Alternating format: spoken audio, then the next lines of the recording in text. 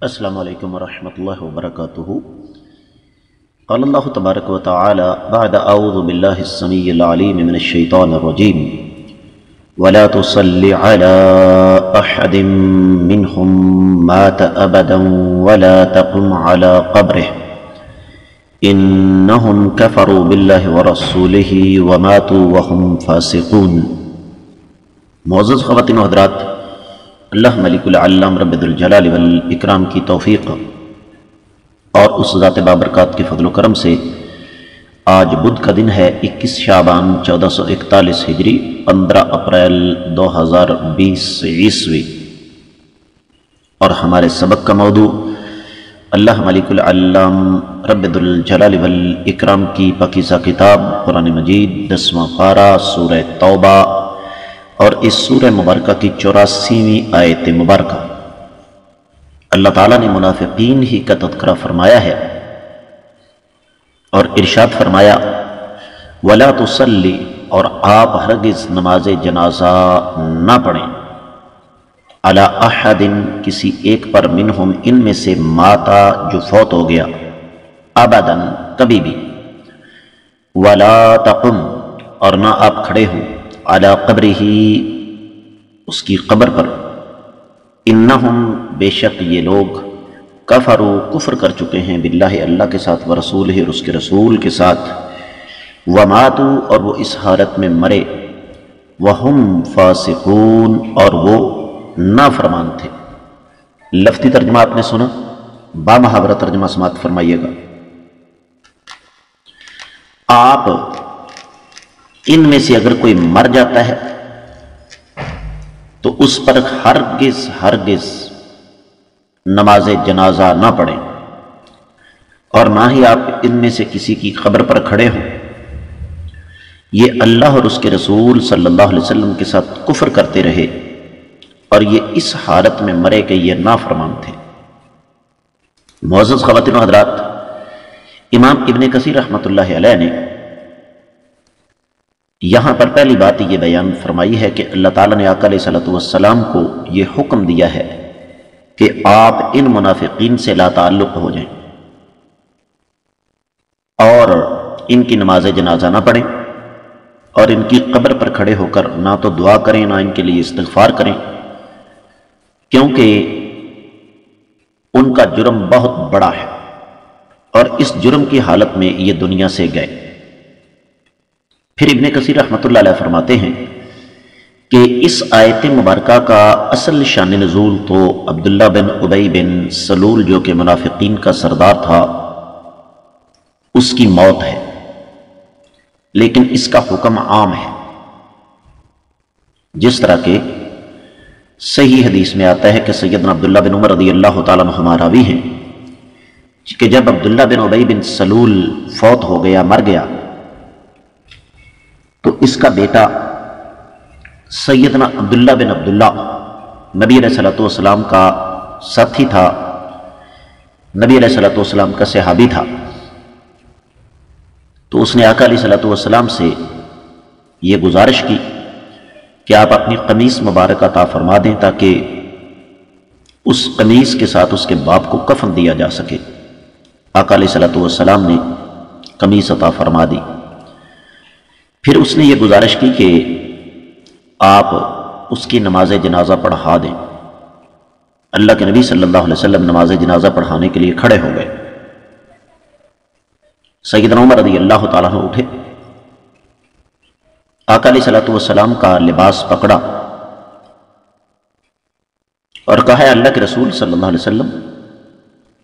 آپ اس کی نماز جنازہ پڑھا رہے ہیں جبکہ رب کائنات نے آپ کو منع فرمایا ہے۔ تو اللہ کے نبی صلی اللہ علیہ وسلم نے فرمایا کہ میرے اللہ نے مجھے بتایا ہے کہ اگر آپ ان پر 70 مرتبہ بھی ان کی مغفرت کی دعا کریں تو اللہ تعالیٰ ان کو بخشنے والے نہیں ہیں۔ تو میں 70 سے زیادہ مرتبہ یہ دعا کروں گا۔ سیدنا عمر نے فرمایا کہ یہ تو منافق ہے، تو رب کائنات نے یہ آیت مبارکہ نازل فرما دی۔ بعض روایات میں آتا ہے کہ آقا علیہ الصلوۃ والسلام نے اس کی نماز جنازہ پڑھائی تھی، اور یہ روایت امام ابن کثیر رحمۃ اللہ علیہ ایک سے زیادہ مرتبہ تفسیر ابن کثیر میں مختلف واسطوں سے لے کر آئے ہیں، اور ایک سے زیادہ مرتبہ کا مطلب یہ ہے کہ ابن کثیر رحمۃ اللہ علیہ کا مزاج ہے کہ کوشش کرتے ہیں کہ ایک روایت زیادہ سے زیادہ سندوں کے واسطے سے نقل کر دی جائے تاکہ دین کے تشنگان جو ہیں ان کا علمی فائدہ ہو سکے۔ اسی طریقے سے ایک اور روایت ابن کثیر رحمۃ اللہ علیہ نقل فرماتے ہیں کہ جب عبداللہ بن ابی بن سلول بیمار ہوا تو اللہ کے نبی صلی اللہ علیہ وسلم اس کے پاس آئے اور فرمایا اہلکک حب یہود، تمہیں پتہ ہے کہ تمہیں یہودیوں کی محبت نے برباد کر کے رکھ دیا ہے۔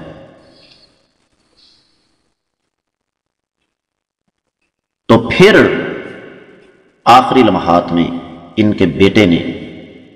کے بیٹے نے آقا علیہ الصلوۃ والسلام سے یہ گزارش کی تھی،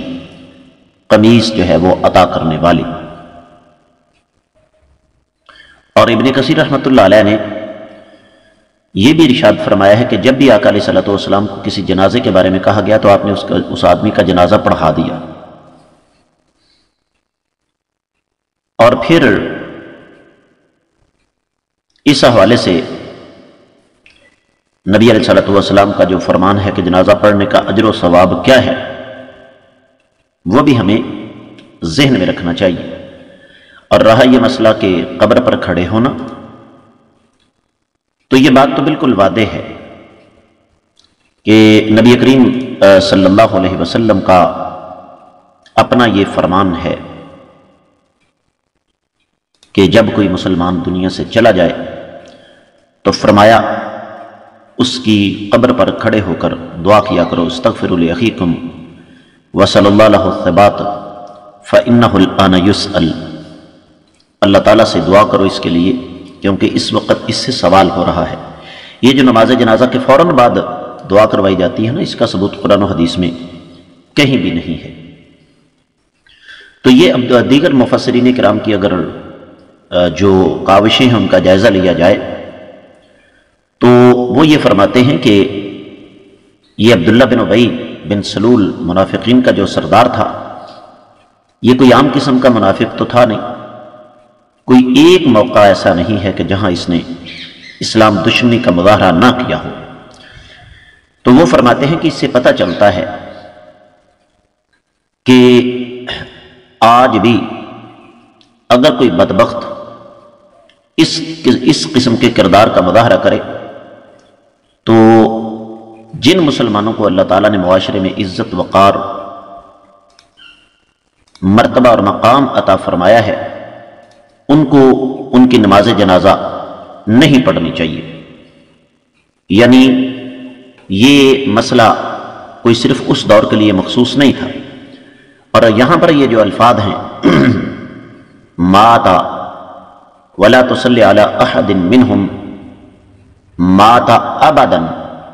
یہ ابداً کا جو لفظ ہے نا یہ قطعیت کے لیے ہے، یہ قطعیت کے لیے ہے کہ یہ حکم ابدی طور پر ہے اور اس میں شدت اور سختی ہے۔ اب یہاں پر ایک سوال ہے کہ قرآن کہتا ہے انہوں نے اللہ اور اس کے رسول صلی اللہ علیہ وسلم کے ساتھ کفر کیا، یہ تو عقیدے کی بات ہے، تو یہ بھی تو ہو سکتا ہے کہ منافق جو ہے ویسے عام روزمرہ زندگی میں بڑا ایماندار ہو اور امانت کی حفاظت کرنے والا ہو،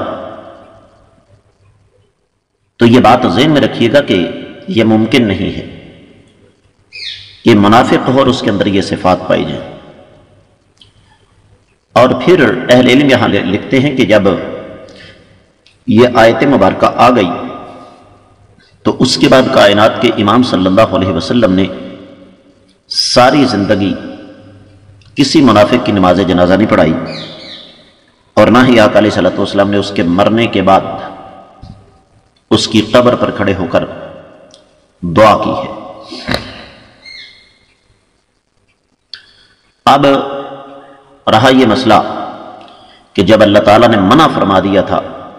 کہ آپ ان کے لیے استغفار نہ کریں، تو پھر آپ نے ایسا کیوں کیا؟ تو گزارش یہ ہے کہ یہ جو حکم اس آیت مبارکہ میں آیا ہے یہ حکم صریح ہے۔ اس سے پہلے کوئی حکم ایسا نہیں آیا تھا۔ ایک مطلق بات رب کائنات نے فرمائی تھی کہ آپ ان کے لیے بخشش کی دعا کریں یا نہ کریں، اللہ تعالیٰ ان کو بخشنے والے نہیں۔ اور دوسری بات یہ ہے کہ کائنات کے امام صلی اللہ علیہ وسلم اللہ رب العزت کی طرف سے رحمت للعالمین بن کر اس دنیا میں تشریف لائے، اور آپ علیہ الصلوۃ والسلام کی رحمت للعالمین کا تقاضا یہ تھا کہ آپ علیہ الصلوۃ والسلام آخری حد تک یہ کوشش کرتے کہ منافقین جو ہیں وہ توبہ کر لیں،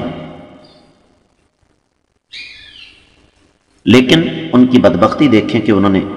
توبہ نہیں کی۔ تو یہ آیت مبارکہ اگر تھوڑا سا غور کیا جائے تو آیت مبارکہ نہیں ہے، بلکہ ہماری زندگی کا ایک اہم سنگ میل ہے۔ آج بھی اس آیت مبارکہ کے مطابق عمل کرنے کی ضرورت ہے۔ اس کے ساتھ ہی اس آیت مبارکہ کی مختصر تفسیر جو ہے وہ مکمل ہوتی ہے۔ اللہ کو منظور ہوا تو کل ہم انشاءاللہ اگلی آیت مبارکہ پڑھنے کی کوشش کریں گے۔